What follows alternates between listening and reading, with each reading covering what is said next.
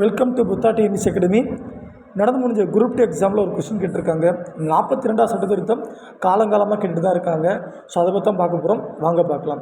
முதல்ல இந்த கொஸ்டின் என்ன கேட்டிருக்காங்க அப்படின்னாக்க, எந்த சட்டத்திருத்தத்தின் மூலமாக அடிப்படை கடமையான சேர்க்கப்படுதுன்னு கேட்டிருக்காங்க. 42ஆம் சட்டத்திருத்தம் 1977. இதான் நமக்கு ஆன்சர். அடுத்து அடிப்படை கடமை எப்படி சேர்த்துருப்பாங்க அப்படின்னா, ஸ்வரன் சிங் கமிட்டியின் அடிப்படையில் தான் பார்த்தா சேர்த்து வந்திருப்பாங்க. இந்த 42ஆம் சட்டத்திருத்தத்தை மினி கான்ஸ்டியூஷன் சொல்லுவாங்க.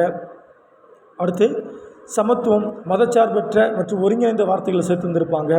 இந்த ஃபண்டமெண்டல் டியூட்டிஸை பார்ட் 4A கொடுத்துருப்பாங்க. அது மட்டும் இல்லாமல் ஆர்டிகல் 51A ஆட் பண்ணியிருந்திருப்பாங்க. அடுத்து பகுதி 14A மூலமாக நிர்வாக தீர்ப்பாயங்கள் மற்ற தீர்ப்பாயங்களை ஏற்படுத்தியிருக்கும். அடுத்து லோக்சபா சட்டமன்றங்களுடைய ஆயுட்காலத்தை 5 வருஷத்துலேருந்து 6 வருஷமாக மாற்றிருப்பாங்க. குடியரசுத் தலைவர் அமைச்சருடைய ஆலோசனை கட்டாயமாக கேட்டே ஆகணும்னு சொல்லியிருந்திருப்பாங்க. அகில இந்திய நீதிப்பணிகள் உருவாக்க வழிமுறை கொடுத்துருந்துருப்பாங்க.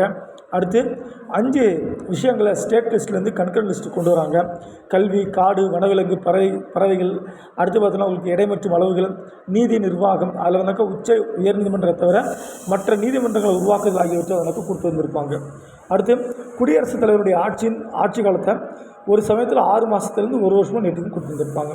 இதெல்லாம் பார்த்தோன்னா உங்களுக்கு 42ஆம் சட்டத்தோட தொடர்புடையது. தேங்க்யூப்பா.